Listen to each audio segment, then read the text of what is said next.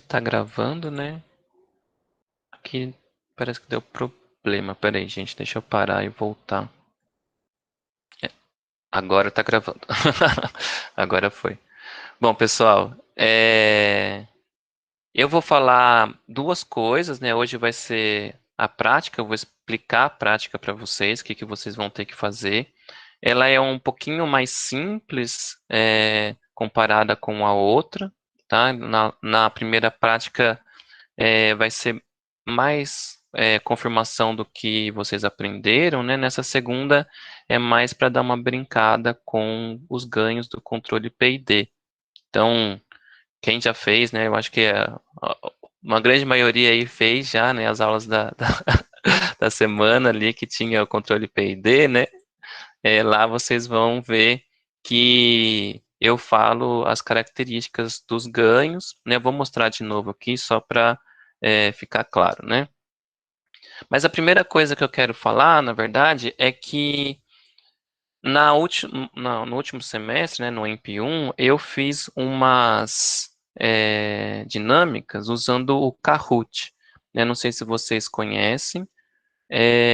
O Kahoot, ele é uma competiçãozinha, assim, é uma brincadeira online que a gente faz, né, e aí eu faço para estimular vocês a estudar, né, a ter essa interação aí, e acaba sendo bem divertido, né, a gente faz na aula síncrona e é bem legal, é bem bacana para a gente revisar os conceitos, né, fazer aí uma interação que acaba sendo bem bacana. Então, o primeiro Kahoot que eu vou fazer vai ser nessa primeira parte da disciplina, vai ser no dia 13 de abril, tá? Então, se vocês quiserem marcar, eu vou até alterar o calendário lá depois no Moodle para acrescentar isso. Então, a gente vai ter esse Kahoot no dia 13 de abril, tá? É, é só para fazer uma revisão dos conceitos. Então, eles são perguntas alternativas que eu mostro na tela aqui e vocês respondem utilizando um link que eu passo para vocês, tá? Não sei se vocês já utilizaram. Acho que algumas pessoas estavam, né, no MP1 comigo e acabaram participando, né? Vocês conhecem já o Kahoot, né?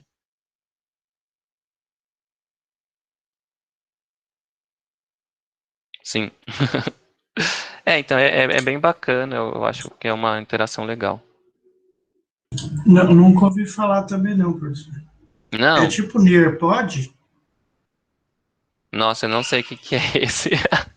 Mas ele é bem Esse é bacana, o... assim, eu vou mostrar a questão para vocês, e aí vocês vão acessar um link lá, que vocês vão ter as alternativas, né? Aí vocês leem a pergunta, e aí vai aparecer as alternativas, e vocês simplesmente respondem clicando na alternativa, entendeu? Ah, é igual, é parecido com o Nearpod. O Armando usa um assim também. Ah, Acho que é tipo um perguntados, ou é o tipo perguntados, mais exatamente, é isso. Ah, parecido. tipo um pergunta.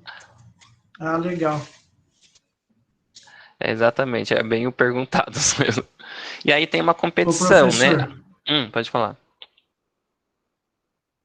não, era só, é meio aleatório, assim, que começou, eu tava seguindo o seu canal, e começou a Uhum. aparecer umas aulas a mais lá, eu tomei mó susto, mas aí eu fui ver que era para pós-graduação. Isso. É, aquela Aí lá eu de falei, nossa, processamento mas não que é. tanto, aparecendo umas aulas que eu já tinha assistido, eu falei, ué, mas eu já assisti a aula 2.1, 3.1, por que que tá aparecendo de novo? Então segue a playlist, né? Eu criei a playlist lá, não sei nem quem sugeriu, né? Eu criei a É, playlist lá e segue por lá e eu tô colocando na ordem tudo, então é mais fácil.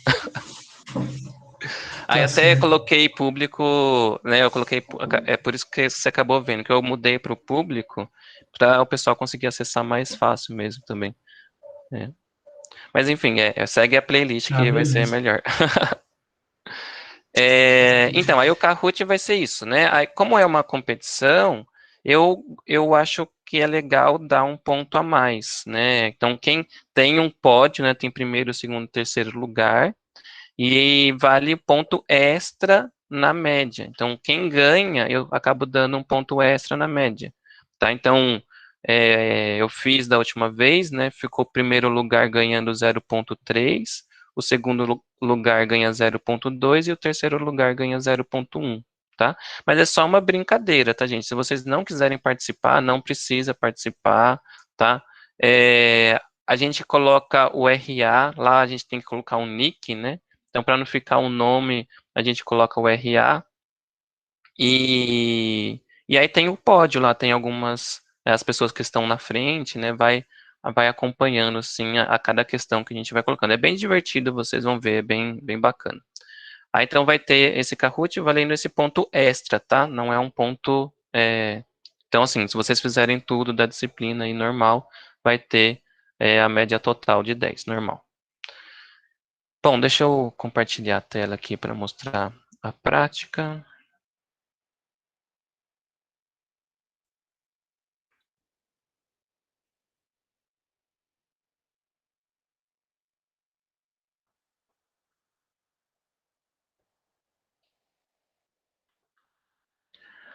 Então, assim, ó, lá na aula que eu falo de P&D, vai ter essa parte aqui final, né, que eu mostro como que cada ganho do controlador P&D impacta nos critérios de desempenho, tá? Então, a gente tem alguns critérios de desempenho, né, tempo de subida, sobressinal, tempo de assentamento, erro de regime. Esses critérios, né, eles são colocados aqui contra, né, o aumento do ganho KP, KI e KD, tá? Então, quando eu aumento o KP, eu diminuo o tempo de subida, né? Eu deixo o meu sistema mais rápido, a resposta dele é mais rápida, né? E aí tem toda essa generalização que eu coloquei aqui, tá? Então, vocês vão ver a aula, né? Quando vocês verem a aula, eu explico cada um deles, né? Não vou repetir aqui, porque não é o intuito, mas o que vocês vão acabar utilizando na prática no final, essa tabelinha aqui, tá? E a prática em si, ela vai né, ter uma planta qualquer que eu defini aqui, né? Então a gente tem um determinado sistema, e aí eu defini alguns critérios para o sistema de malha fechada. A gente tem aqui sobressinal menor que 25%, tempo de assentamento 2 segundos, tempo de pico 0,3, o erro de regime ele tem que ser menor que 0,01. Então a gente tem esses critérios de desempenho que a gente quer atingir para a malha fechada de uma planta que tem essa função transferência, ok? O que vocês vão fazer? Vocês vão utilizar o arquivo que eu coloquei lá, né, prática 2.m, então já dei uma base para vocês, que eu vou mostrar daqui a pouco, e vocês vão modificar os ganhos, KP, KI, KD, né, baseado nessa tabela aqui, para atingir os critérios de desempenho que eu coloquei, né? Então, o que vocês vão ter que fazer é ficar modificando, baseado naquela tabela, para atingir isso daqui. Até, né, que a malha fechada atenda isso. Então, para cada tentativa que vocês fizerem, eu quero que vocês plotem os polos e zeros, tá? E também plotem o step. Então, plotem os polos e zeros da malha fechada, ok? E o step da malha fechada. Por quê? Porque vocês vão ver que o step ele vai estar correspondendo, né, aos polos que vocês estão olhando aqui lá no mapeamento de polos e zeros, ok? Lembra lá do mapeamento, né, que a primeira prática, a gente tem que a dinâmica, ela é dependente dos polos, né? Então, vocês têm essa relação aí. O que eu quero que vocês observem é quando você aumenta o KP, ele vai ter algumas características conectadas com isso daqui, né, ligadas a isso daqui. E aí, o que está acontecendo com os polos e com o step, né? Então, isso aqui vocês vão ter que fazendo para cada tentativa. E cada tentativa que vocês vão fazer, eu quero que vocês justifiquem. Então, eu vou mostrar o que é essa justificativa. Não é nada demais, tá? É uma coisa bem tranquila. E aí, eu quero que vocês façam até 15 tentativas, né?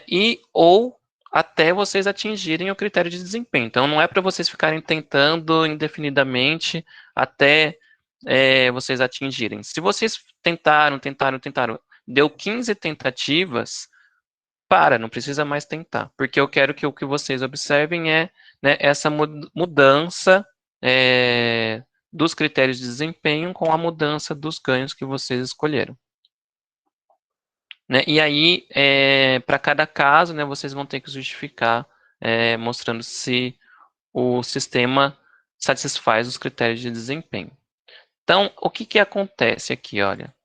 Eu coloquei lá a planta, então aqui já está a planta, né? O G1 está aqui, e eu criei um S porque é como eu vou criar o nosso ganho, o nosso controle aqui, P e D. Então, quem viu lá a aula, vocês vão ver que vai ter um ganho KP, que é o ganho proporcional, o ganho KI, que é o integral, então por isso que ele está dividido por S, né? Quando a gente divide por S, a gente está fazendo uma integração, então o KI dividido por S é o ganho integral, né? E o KD vezes S, porque é o ganho derivativo. Quando a gente multiplica por S, né? A gente tem uma derivada, então KD multiplicado por S. Então, o K, ele é construído dessa maneira aqui, o nosso controle P e D. E aqui estão os valores, né, do KP, KI e KD. Então, o primeiro que eu coloquei aqui, então vocês podem contar essa tentativa 1 já como uma tentativa, tá?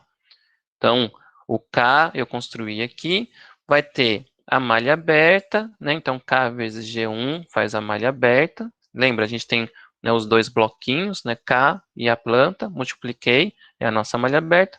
A malha fechada é a nossa formulinha lá, né? Então, a malha aberta dividido por 1 mais malha aberta.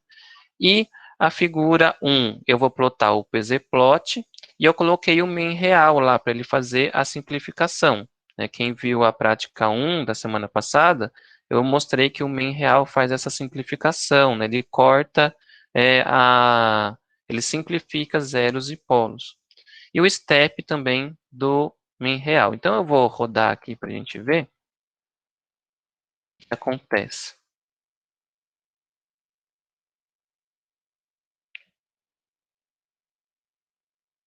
Então, aqui eu tenho o meu PZplot, né?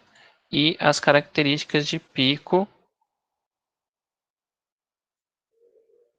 settling time, né? E vamos ver, aqui ele está 1.71, settling time, o tempo de pico está 0.868, né? E o meu erro de meu regime, na verdade, né, está em 0.7. Eu tenho que levar isso aqui lá para 1, certo?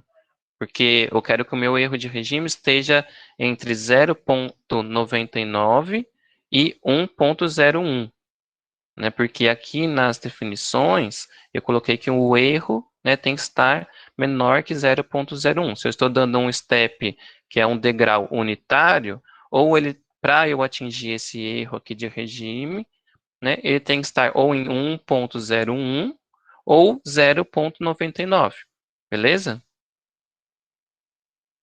Então, a primeira coisa que a gente tem que fazer é subir, né, primeira coisa não, né, uma das coisas que tem que fazer é subir esse estado aqui em regime estacionário lá para próximo de 1, entre 0,99 e 1.01. O tempo de assentamento, ele até que está bonitinho já, né, tá aqui, ó, menor que 2 segundos. E o tempo de pico está em 0.86. Na verdade, a gente quer trazer para trás, né, no 0.3. Então, a nossa resposta tem que ser mais rápida, o assentamento até que está ok, e o regime, ele tem que subir. Então, é isso aqui que vocês vão ter que mexer, tá? Então, mexendo considerando essa tabelinha, né, fazer as tentativas para acertar os ganhos. E aqui o segundo. Então, eu coloquei um outro ganho, então eu coloquei um KP igual a 2, e eu coloquei aumentar o ganho proporcional para diminuir o erro de regime. Por quê? Porque é a justificativa da mudança que eu estou fazendo. O KP, ele diminui o erro de regime. Então, vamos ver quanto que ficou o meu regime aqui. Ele foi para 0,83. E no anterior, ele estava... Ai, eu apaguei, gente, perdão. Eu devia ter feito 3 e 4 aqui, peraí.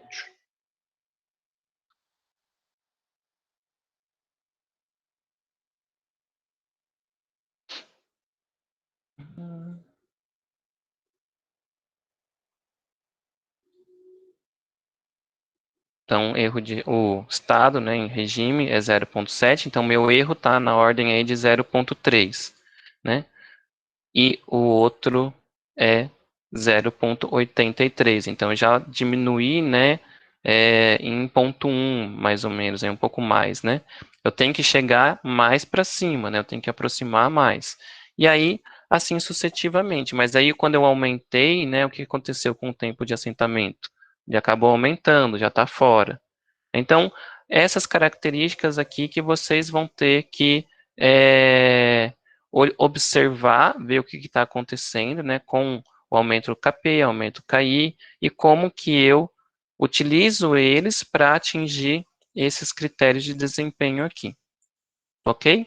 Então, cada tentativa que vocês vão ter que fazer, vocês vão ter que colocar tentativa, então, por exemplo, a próxima, vocês vão ter que vir aqui, acrescentar, né? Então, tentativa 3, eu quero, sei lá, diminuir tempo de assentamento, porque a gente viu lá que o tempo de assentamento ficou fora, né? 3,5, eu quero menor que 2. O que você tem que fazer?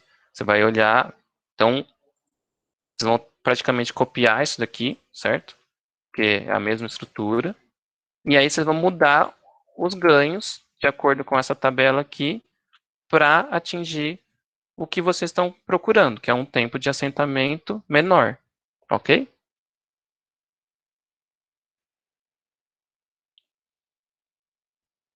É isso a prática. É bem simples, é tentativa e erro, né? Mas lógico que tendo um guia ali, né? Não tem nenhum segredo, tá? O que vocês vão fazer é, então, fazer 15 tentativas, então completar 15 tentativas, né, aqui, ou até chegar nos critérios de desempenho que eu coloquei aqui para vocês, certo? Então, vocês vão ficar fazendo as tentativas até chegar naquilo ali. Uhum. Então, aqui tem esse lembrete, né? O que seria interessante é que cada um fizesse a sua própria, tá? Então não fiquem compartilhando, eu fiz assim, eu fiz assado. Por quê? Porque se vocês seguirem muito o que o amigo fez, né? Lógico que vocês podem fazer juntos, vamos dizer assim, vou fazer agora, vamos fazer junto. Eu acho que se eu aumentar isso daqui, melhora isso, né? Tudo bem fazer assim, né? Mas não peguem pronto. Por quê?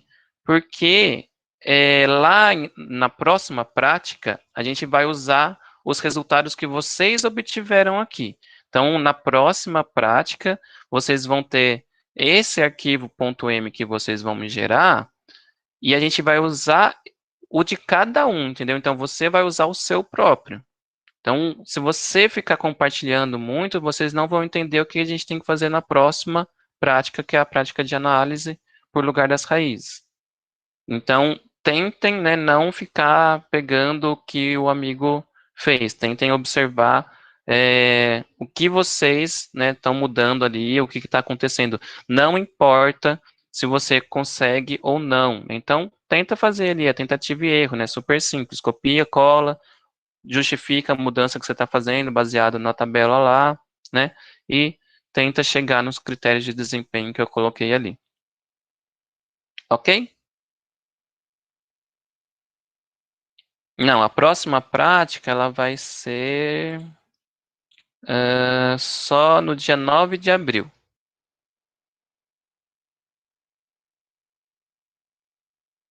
Então vocês têm um tempinho aí para fazer, né? Praticamente.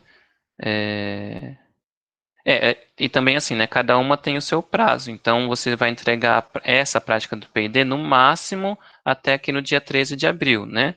E essa daqui você vai ter que entregar, acho que eu vou colocar aqui no começo, provavelmente aqui vocês vão acabar ganhando uma semana, né? Vou colocar aqui, tá, gente? No dia 7 de maio para não pegar o recesso. Então, vocês vão ter um bom tempo ali, né? Mesmo que você demore para entregar do P&D, vocês vão ter um prazo aí grande para fazer de análise.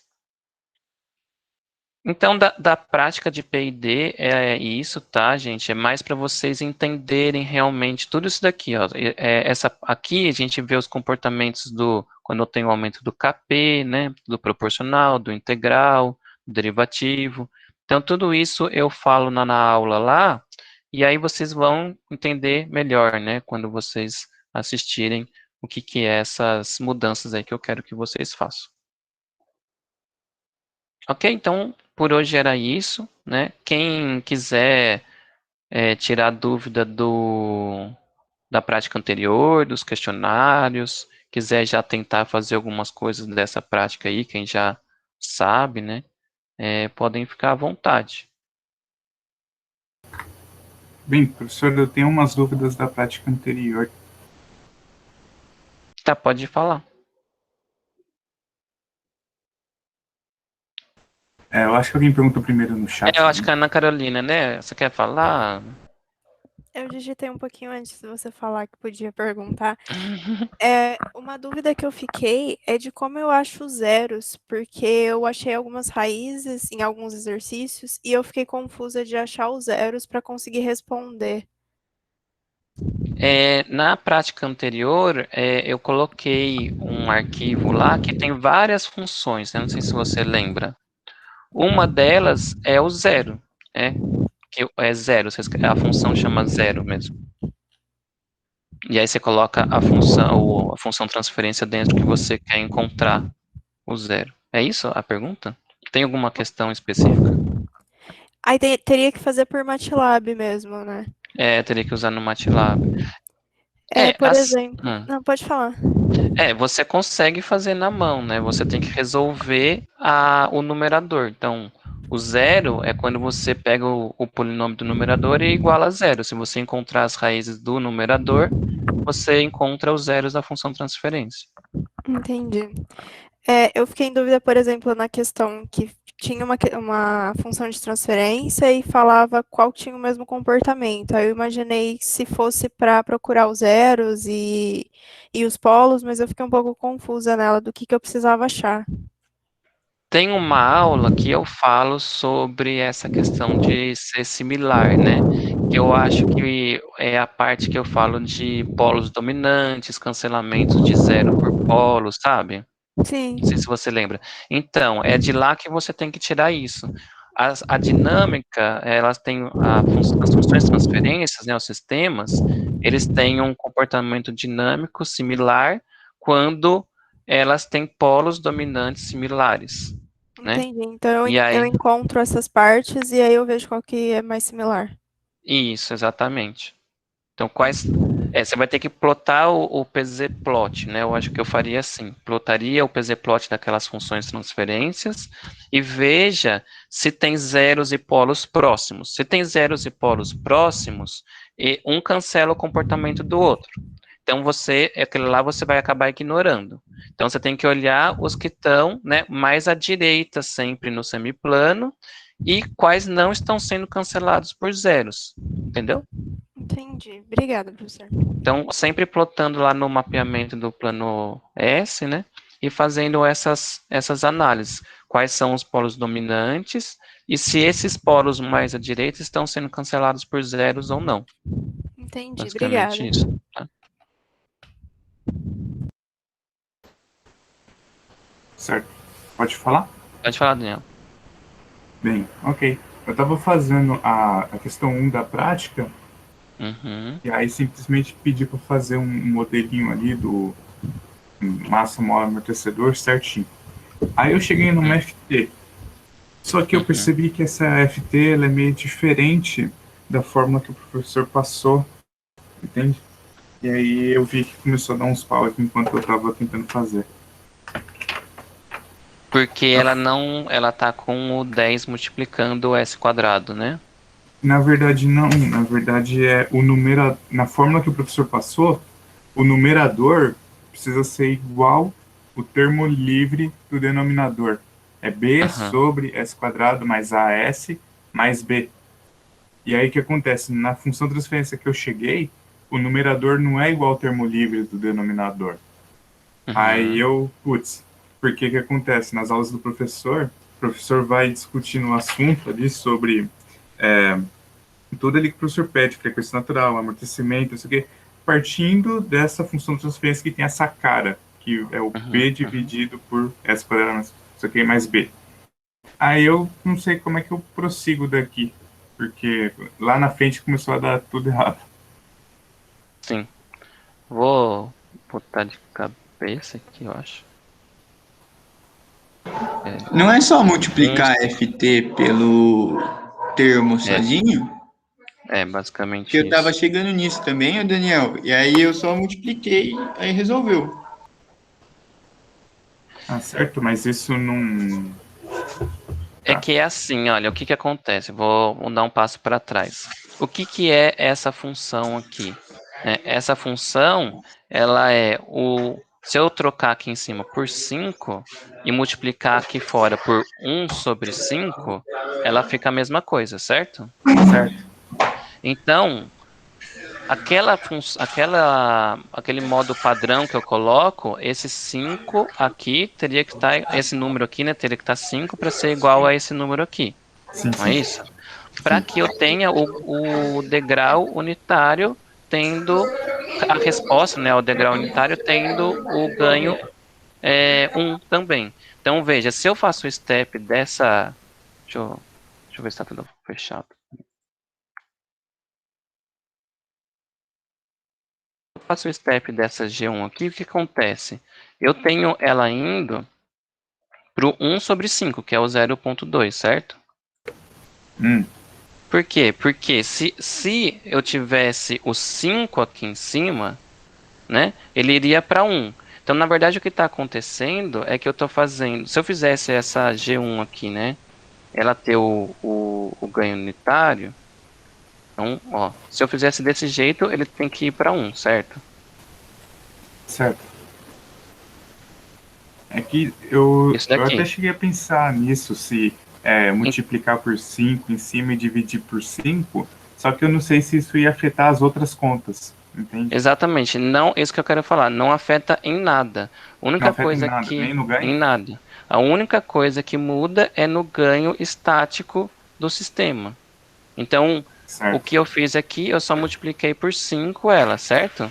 E aí ele mudou de 0,2 para 1, que é o que a gente espera para uma função transferência com ganho unitário. Então, por isso que esse termo tem que ser igual a esse. É só por isso. Porque na Não, hora que eu certo. faço os steps, ele dá o ganho estático igual a 1, entendeu? Ele sai de 0 e vai para 1. É só por isso. Mas todas essas Entendi. contas que a gente calcula o tempo de pico, né, o tempo de assentamento, tudo isso, ele fica igualzinho, porque é a mesma coisa que eu pegar esse gráfico e dividir por 5, entendeu? É a mesma Não, coisa, só estou mudando a escala. entendi. É que eu não sabia se eu podia fazer essa manobra matemática para seguir com as contas, né? Vai que interfere em alguma das contas. Não sei, sabia. Não, Então, não beleza. interfere em nada, não. Esse Beleza, então. valor em cima ali é só o Muito ganho obrigado, mesmo. professor. Imagina, Certo. Obrigado. imagina. Eu até ensino a fazer isso, né? Lá na prática, né, no final daquele arquivo que eu passei do ponto M, tem isso eu falando, né? Como que eu faço para virar o ganho estático unitário? Né? Eu vejo, então justamente o que eu faço é isso aqui. Deixa eu refazer de um. Eu vejo o S, né? Eu coloco o S igual a zero, o S igual a zero. Como que eu transformo isso daqui para ir para 1? Eu tenho que multiplicar por 5, entendeu? Porque isso aqui fica 1 sobre 5. Então, se isso aqui vai para 0, eu fico com 1 sobre 5. E aí, para eu ter o ganho unitário, eu tenho que ter aquela função ali multiplicada por 5. Certo? Deixa eu ver se eu tenho esse código aqui. Peraí.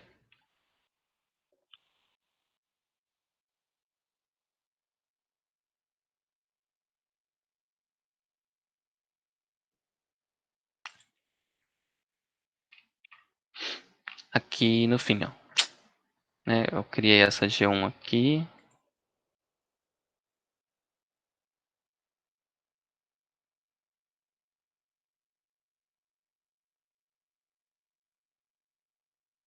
E aí é isso daqui, ó. O meu... Ele vai para 1/6, porque essa minha G1 ela é assim, né? Ó, isso aqui vai para 0, isso aqui vai para 0. Quando eu faço o limite, né? Não lembro se vocês estão entendendo o que eu estou falando. Quando eu faço a entrada de grau, eu multiplico por 1/S. E é o teorema do valor final, eu tenho que fazer limite de S tendendo a 0 de S vezes a minha função transferência. Né? A minha Laplace, né? Porque seria a planta multiplicado por 1/S. Então, eu corto os S's, eu fico só com a minha função transferência, que é justamente isso daqui. Então, isso aqui indo para 0, fica 1/6. Então, para eu ter o step com a resposta tendo ganho unitário, eu tenho que multiplicar por 6, que é o que acontece nesse gráfico aqui. Ele vai para 1. Então, é simplesmente ver isso, é quanto que ele tem de ganho e inverter. Ok? Mais alguém tem alguma questão aí, alguma dúvida? Tudo certo, então, gente. Todo mundo fez tudo já, né? O Vila tá bombando os questionários. É. Mas agora, sem brincadeira, gente. Semana que vem, eu vou voltar aqui no nosso calendário. Eu parei de apresentar, né? Ixi. O que vai acontecer? Semana que vem, a gente está aqui, né? Práticas de ação P&D, tá? Aí, vocês têm que assistir isso aqui, Lugar das Raízes, tá? Isso aqui agora, gente, é pancada, hein? Isso aqui, Lugar das Raízes, tem que entender bem, para a gente conseguir fazer projeto por Lugar das Raízes. Então, se vocês não entenderem essa parte de Lugar das Raízes, me perguntem, né? Que, senão, lá depois, quando chegar na prova, eu vou fazer pergunta e vocês vão ficar boiando. Então, assistam, aproveitem o que vai acontecer, então, né? O que eu vou falar. Semana que vem, tá sussa porque tem feriado, eu tô considerando feriado, tá? Então, não tô passando coisa a mais. Vai ter só essa aulinha aqui, questão de meia hora, 40 minutos a aula, e vai ter o questionário. Então, isso aqui não é para cumprir nem 2 horas. Então, aproveitem esse tempinho aqui para dar um gás, né, que aí vocês vão conseguir acompanhar depois, né? Não acumular tudo para o recesso, porque vai chegar na prova e aí vocês vão ter dificuldade. Então, eu estou dando esse tempo aqui a mais já no feriado, que é justamente para isso, tá? Então, tentem aproveitar esse tempinho aí para dar uma adiantada, tá? Quem está mais atrasado aí, né, nas semanas 3 ainda, pegar para fazer isso daí. Ok? Então, é isso. Semana que vem a gente tem... Semana que vem não, daqui 2 semanas, né? Não. Daqui 2 semanas a gente tem... Oi, pode falar. É só uma curiosidade, só. Na aula 3.5, lá, quando fala que os polos que estão mais à esquerda são ignorados, tipo, mas eles vão aparecer no sistema. Isso aí é filtrado depois, esse tipo de sinal, para não atrapalhar o comportamento, por exemplo, de um robô? Não, na verdade o que acontece é assim, olha, ele vai para 0 tão rápido que enquanto o polo que está mais à direita, ele está ainda na resposta transiente, a contribuição daquele polo que está bem à esquerda, ele já foi para 0, entendeu? Então, enquanto ele está na resposta transiente ainda daquele polo mais à direita, esse polo à esquerda ele já fez a transiente dele, ele já foi para 0 e ele já sumiu, entendeu? Então, por isso que os mais à direita, eles são dominantes, porque eles são lentos, entendeu? Os que estão mais à esquerda, eles são rápidos, eles fazem a movimentação deles, já vai para 0 e acabou. E o outro, ele ainda está na transiente, entendeu? Então, essa transiente do mais lento, ele é dominante, é só por conta disso. Ah, entendi. Legal. É porque o à Obrigado. esquerda, ele simplesmente vai para zero muito rápido, sabe? É só por conta disso, Tá bom. tá? Obrigado, então. Imagina.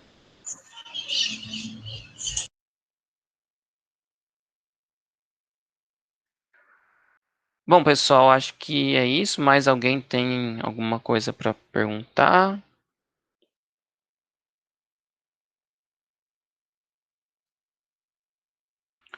Bom, então, vamos finalizar, né? Vou parar aqui a gravação e a gente